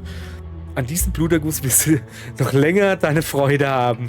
Schön. Wie lange? 16 Stunden. Plus 30 Energiekosten auf allen Feldern. Ich glaube, es hackt. Auf den Schreck gehen wir erstmal eine Runde pennen. Das war lange. Damit wir ordentlich Energie kriegen. Weil dann ist es nämlich jetzt auch nimmer allzu lange. Guck, es sind nur noch 6 Stunden. So, da vorne ist ein Handel. Wo ist da vorne? Da ist da vorne. Als du durch ein Felsentor schreitest, versperrt dir plötzlich ein Hühne in einem abgerissenen Anorak den Weg. Mit finsterer Miene deutet er auf deinen Rucksack. Ob er dich ausrauben will? Als hätte der Fremde deine Gedanken gelesen, nestelt er in seinem eigenen Gepäck. Du bist erleichtert. Er will nur tauschen. Der Hühne gibt dir zu verstehen, dass er gerne eine Konservendose hätte. Im Gegenzug sollst du etwas von seinen Besitztümern nehmen. Eine Sauerstoffflasche? will ich nicht. Ein Zelt. Ja. Ja, gib mir mal. Gib mir das da. Das kostet wenigstens nicht viel.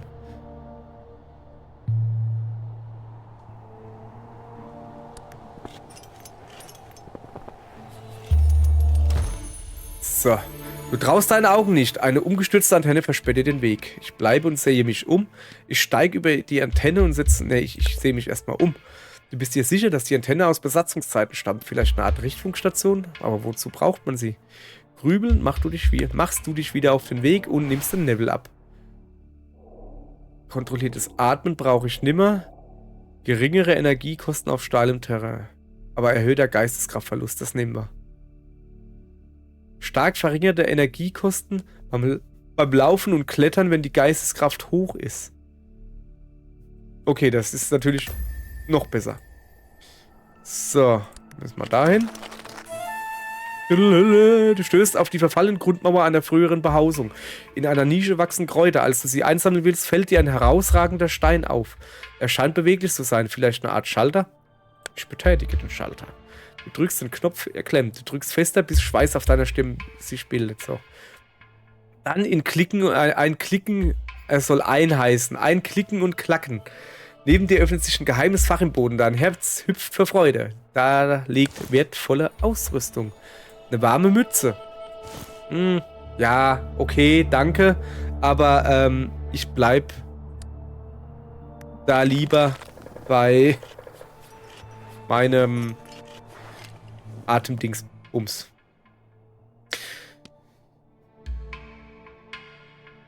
Als du deinen Blick schweifen lässt, bemerkst du ein schwaches Licht in der Ferne. Es bewegt sich hin und her, hoch und runter. Ich nähere mich ihm vorsichtig. Ohne das Licht aus den Augen zu lassen, läufst du geradewegs auf es zu. In einem unachtsamen Moment gerätst du ins Straucheln. Du fängst dich wieder, doch das Licht ist verschwunden. Ratlos schaust du dich um und stellst fest, dass du die Orientierung verloren hast. Wieso? Bin doch genau hier.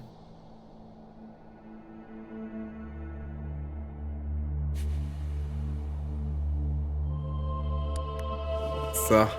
Wir gehen jetzt darüber pennen. Allerdings, ich würde sagen, nur ein kurzes wieder.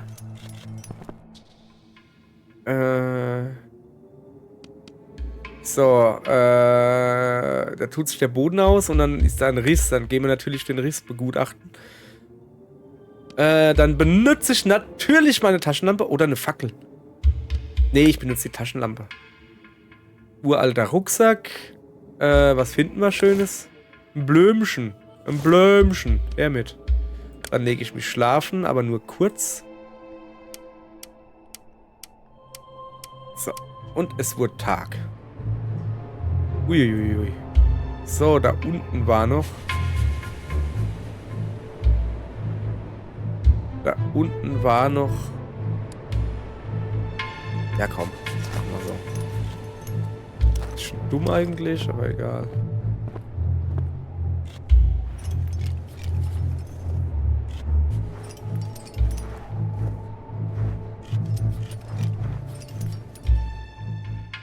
Während du an einer mächtigen Gletscherspalte vorbeiläufst, hörst du leise Hilferufe? Ein Blick in den Abgrund offenbart einen verunglückten Bergsteiger am Grund der Spalte. Ja, ich steige natürlich hinab, um ihn zu retten. Vorsichtig kletterst du die Spalte herab. Kurz vor dem Boden rutschst du ab und landest neben dem verunglückten Bergsteiger. Mit großer Anstrengung schaffst du es, den Bergsteiger zu retten. Seine Dankbarkeit ist nicht in Worte zu fassen. Junge, das hat mir Energie gekostet. Als nächstes wollte ich eigentlich hier hin, aber natürlich vorher das letzte Mal unser Zelt verwenden. Und diesmal schlafen wir lange, damit wir ordentlich Energie kriegen. Das war's dann mit unserem Tag.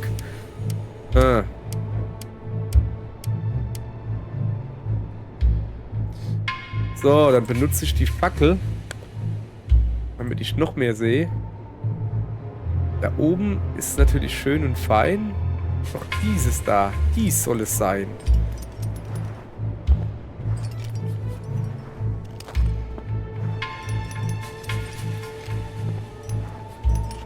Ach, da hinten ist schon der Endpunkt zu sehen. Sehr schön. Der Wind bläst dir eisig ins Gesicht, als du eine Schlucht durchschreitest. Ein helles Klimpern begleitet dich. Du legst deinen Kopf in den Nacken und blickst in die glitzernde Eiszapfen, die von den Vorsprüngen hängen. In dem Moment streift eine Spitze dein Gesicht und hinterlässt eine blutige Schramme. Fast hätte sie dein Auge getroffen. Gleich mal direkt an die Lebensenergie. Gegen eine Felswand gelehnt sitzt ein Einheimischer und winkt dir zu. Als du dich ihm näherst, hält er dir mit schmerzverzerrtem Gesicht eine Sauerstoffflasche entgegen. Er sagt etwas zu dir, doch du verstehst kein Wort. Ich finde heraus, was ihm fehlt natürlich. Dann zuppel ich ihm ordentlich am Arm. Das hatten wir auch schon. Und jetzt kriege ich... Schutzhelm. Der ist gerade sehr praktisch. Und eine Sauerstoffflasche. So. Nehmen wir mit. Und natürlich noch ein Level-Up. Leicht erhöhter Geisteskraftverlust. Stark verringerter Geisteskraftverlust beim Bewegen. Dafür zusätzlicher Verlust beim Schlafen. Das brauchen wir gar nicht. Das nehmen wir.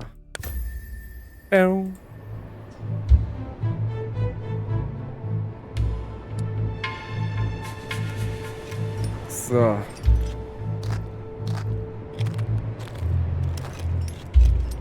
So, wir brauchen unbedingt Tageslicht. Das wäre sehr praktisch. In steingeschlagenen Stufen führen dich zu einer Art Podest, eine religiöse Stätte. Ein Schrein. Obwohl du nicht sehr spirituell bist, spürst du eine besondere Aura an diesem Ort. Wahrscheinlich bildest du sie nur ein. Trotzdem bittest du um Gesundheit oder Energie. Diesmal Energie. Gesundheit, das kriegen wir schon hin. So, jetzt müsste es theoretisch gleich Tag werden. Und zwar hier. Jetzt müsste es Tag werden. So, gut. Da gibt es noch 2 Dinge, da gibt es noch 1 und dann haben wir es geschafft. Dann machen wir das genau. Uah. Mach mal langsam. Kannst du da nicht direkt runtergehen? Echt jetzt? So, weißt du, so. Ah, ach so, okay. Ja, nö, das ist schon in Ordnung. Dann machen wir das so. Ist jetzt gehupst wie gehickelt.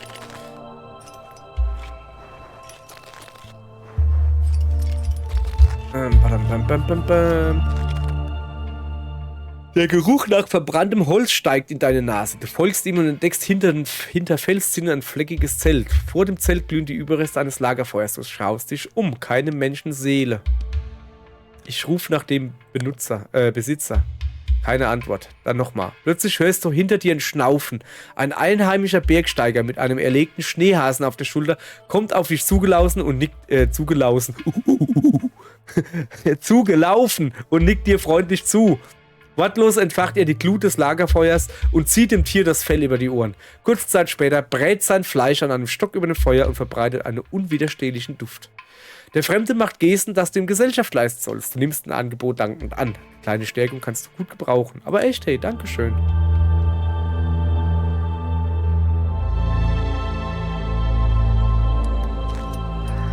So.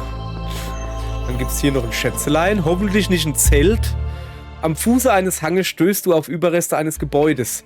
Ob es den Besatzern gehörte? Teile davon sind komplett unter Felsen begraben. Das muss ein Steinschlag gewesen sein. Zwischen den Trümmern kannst du einige technische Geräte und kleine metallene Container entdecken. Du könntest hinabsteigen und nach Vorräten suchen. Das mache ich natürlich. Achtsam balancierst du über die Trümmer, bis ein Stofffetzen deine Aufmerksamkeit auf sich zieht. Als du näher kommst, entdeckst du menschliche Überreste. Erschrocken hältst du den Atem an, um keine hektischen Bewegungen zu machen. Wer war die Person? Gehörte sie zu den Besatzern?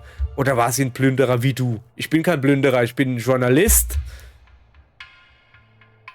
Der Unterschied ist schmal, aber er ist da.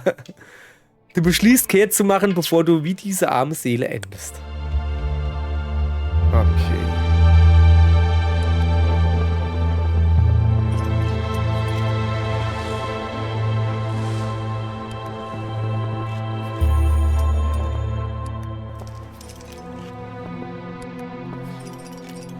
So. Gegen eine Felswand gelehnt sitzt ein Einheimischer und winkt dir zu. Der hat schon wieder schmerzverzerrtes Gesicht und eine Sauerstoffflasche. Jo, was hat er dann? Was will er dann? Ja, gib mal die Hand. Tachelefant. Oh, diesmal gibt's Handschuhe. Fellhandschuhe. Brauche ich nicht. Ich kann ihn mit Sauerstoffflaschen zu bombardieren. Guck mal hier, das können wir. So. Das können wir auch gebrauchen. Und dann kriegt man da auch noch einen Sauerstoff rein. Zack. So, jetzt wird's aber Zeit hier. Komm mal her. Wie machen wir denn das am besten? Ja, komm. Mach mal so. Es wird Zeit, nach Hause zu gehen. So, guck mal hier. 1 Stunde 20 haben wir gebraucht. Und wir haben uns wirklich Zeit gelassen und sau viel nachgeguckt und gedönst. Du weißt, der Berg ist ein gnadenloser Gegner und du musst gut mit deinen Kräften haushalten. Du überblickst das Gelände nach einem Ort zum Rasten, als sich plötzlich ein schrilles Pfeifen aus deinen Gedanken reißt. Bip, bip, bip. Auf die... irgendwas. Auf die XP.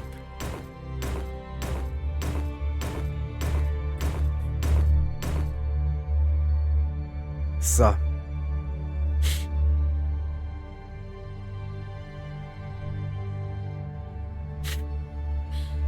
So, was haben wir denn?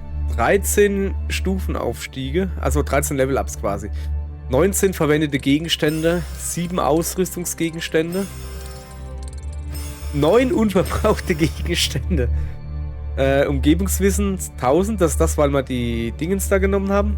Stunden bei Nacht gelaufen 12. Stunden in der Todeszone gelaufen 5, das ist recht wenig. Stunden bei schlechtem Wetter gelaufen 16. Bei Nacht geklettert 17. In der Todeszone geklettert. Ach so.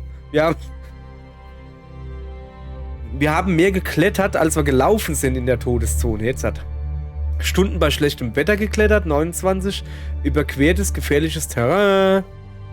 Charakterbelohnung, nochmal 1000. Und erlebte Ereignisse. So, was ist denn das da? Freigeschaltete Items. Eine Sauerstoffmaske, ein Helm und eine warme Mütze. Das ist gut. Und nochmal 10 Kapazität für den Rucksack. So. Das haben wir gut gemacht, ne? Finde ich gut, dass wir das gut gemacht haben. So, jetzt hätte ich gerne wieder ein bisschen Begrüßungsblabla. Da ist er ja. Endlich bist du zurück. Ich habe auf dich gewartet. Du hast hier draußen viel Wissen angeeignet. Ich denke, es ist nun der Zeitpunkt gekommen, um den nächsten Schritt zu gehen. Der Stein reagiert auf elektromagnetische Strahlung. Bei den Experimenten, die hier stattgefunden haben, ist er wohl überhitzt und implodiert. Dieser Vorfall hat Anomalien verursacht und war der Anfang der Zeitschleife. Im Grunde müssen wir dieses Experiment nur wiederholen. Der Haken: alle technischen Gerätschaften, die wir dafür benötigen, sind unbrauchbar. Aber es gibt eine andere Möglichkeit. Ein Blitzeinschlag, der 1,21 Gigawatt macht? Hast du die Antenne auf dem Nachbargipfel bemerkt? Dort oben ist die Strahlung nicht nur höher, die Antenne verstärkt sie auch noch. Wenn wir den Stein genügend Strahlung aussetzen, könnte er wieder überhitzen und so die Zeitschleife rückgängig machen. Nun ja, ich gebe zu, es ist nur eine Theorie. Aber viel mehr haben wir nicht. Du zögerst. Und wenn du dich weigerst, immerhin ist eine Gipfelbesteigung alles andere als ein Spaziergang. Andererseits möchtest du gerne wissen, was es mit dem mysteriösen, antennenartigen Konstrukt auf sich hat. Zu welchem Zweck wurde es gebaut? Als würde die Fremde deine Gedanken lesen, lächelt sie dich an. Ruh dich aus oder bereite dich weiter auf diese große Aufgabe vor. Du wirst es schaffen, ich bin mir sicher. Hatcher, Hatchala. So, Team-Upgrades. Also Terrainwissen können wir was machen. Hier können wir nichts machen. Und Ereigniswissen haben wir noch ein bisschen. So, also Eis, Schnee und Stein. Da können wir 2. Also wir könnten hier bis zu 30% bei Gefahren irgendwie.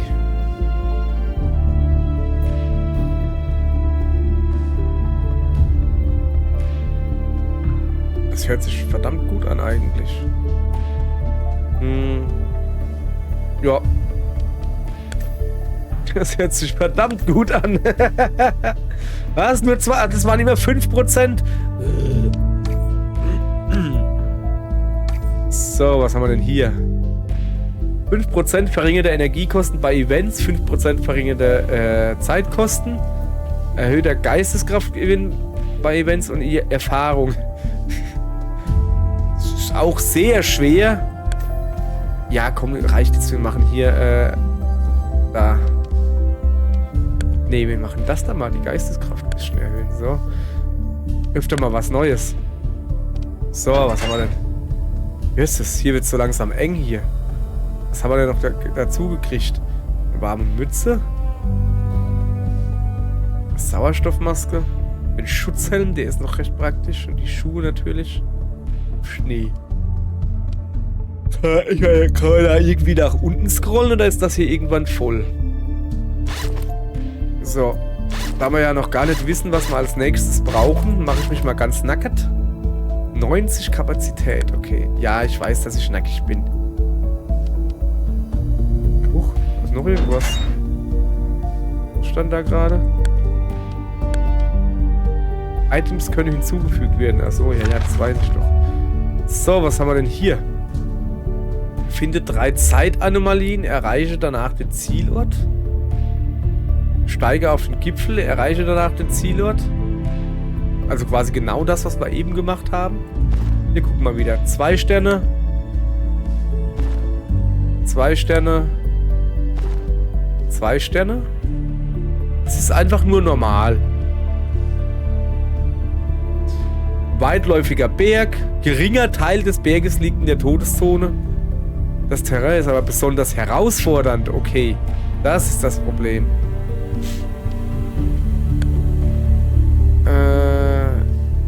Aha. Wir müssen jetzt irgendwas auswählen fürs nächste Mal. Was haben wir denn hier noch? Ah, ja, das war das mit dem Spukgedönse da, gell? Schatten und Geräusche folgen dich. Und die Abenteurerin kriegt Extrapunkte. Belohnungen, was gibt's? Gegenstandswissen und Ereigniswissen. Das könnte interessant sein. Da habe ich eigentlich Bock drauf. Also das mit dem Roten da, ne? Ne, das war das mit dem Gelben. Oh, das ist dasselbe nochmal. Steige auf den Gipfel, erreiche danach den Zielort. Moderater Anstieg. Bietet eine ungewöhnlich hohe Anzahl an Routen, erfordert aber besonders viel Kletterarbeit. Kalt ist es da und spukhafte Umgebung. Nur dieses Mal mit der Journalistin.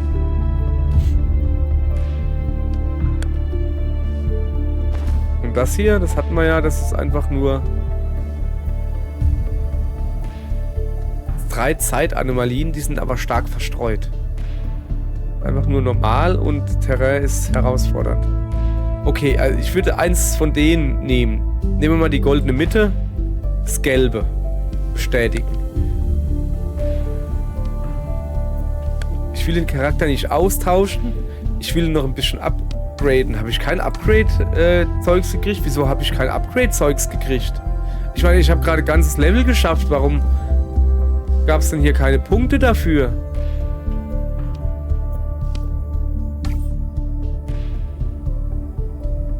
Ich könnte jetzt nämlich das hier gebrauchen. Moment.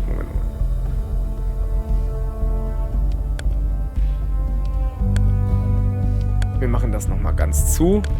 Muss ich da vielleicht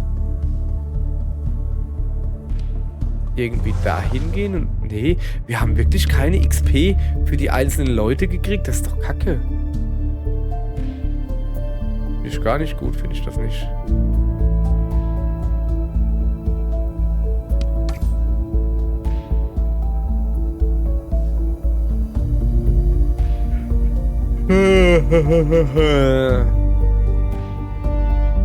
Nee, da mit ihr habe ich halt vor allen Dingen das da. Körpertemperatur, alles andere halt eher nicht. Wissenschaftler habe ich ein bisschen. Da habe ich ein bisschen erhöhte Geisteskraft. Was haben wir hier noch? Investiere etwas Zeit, um Erfahrung zu gewinnen.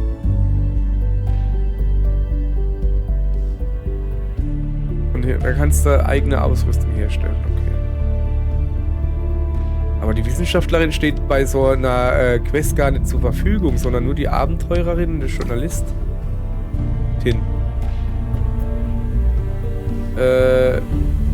Eventfeld gibt mir Erfahrung. Und was ist das da? Wenn du dein Erfahrungslevel aufsteigst, erhalte 15 Energie, 15 Körpertemperatur, 15 Sauerstoff, 3 Geisteskraft und 0,5 Gesundheit.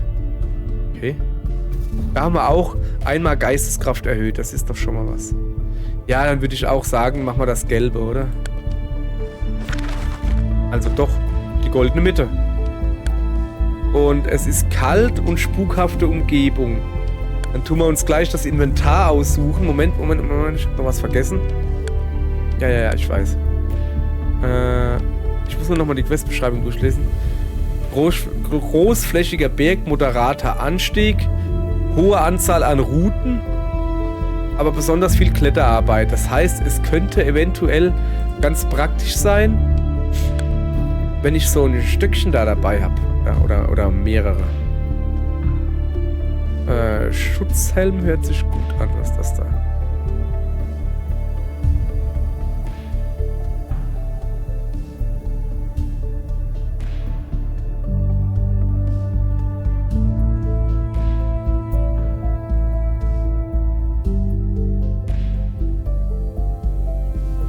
So, bei 2, also alles was höher als ein Höhenunterschied ist, bringt mir das Energiekosten. Und das ist halt das andere. Also wir nehmen auf jeden Fall, ich glaube wir nehmen besser so mit, oder?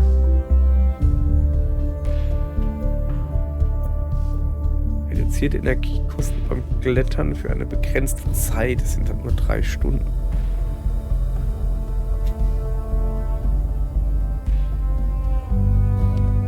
Die Handschuhe kommen auf jeden Fall wieder mit. So.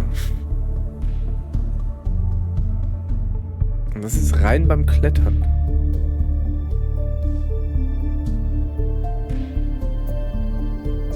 Lassen den hier. So, dann gucken wir mal, was wir sonst noch dabei haben. Gold. Sauerstoff. Ach so ein Blümchen gibt Geisteskraft. Also die kommt auf jeden Fall mit. Die werden wir gebrauchen können. Haben wir schon was Helmiges dabei? Nee, ne? Schutzhelm, Gesundheitsverlust in Events. Sauerstoff dazu, ne? Wir nehmen das damit. Jetzt haben wir noch 5 übrig. Gibt's natürlich nicht.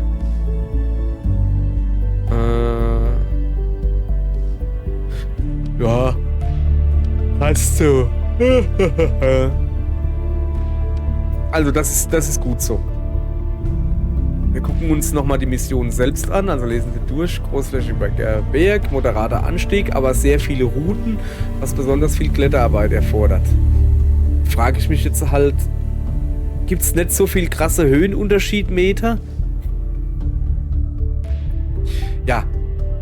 So, das ist unser Plan. Die gelbe Route. Aber nicht heute, nicht morgen, sondern erst übermorgen. Nee, vielleicht morgen, ich weiß nicht. Doch, ja stimmt, ich wollte ja mit meiner Freundin zusammen. Die will ja kommentieren, die will ja live reacten. Dann werden wir das morgen machen. Wäre nicht heute. Ich klicke mal einfach ein bisschen überall rum. Wiederbelebung. Ja, eine habe ich ja schon gebraucht. So, ja. Okay, alles klar. Das soll es für heute gewesen sein. Dann danke ich mal schön und wenigstens das Ausfaden funktioniert. So. Tschö. Oberlapp, beinahe ins Mikrofon gekotzt.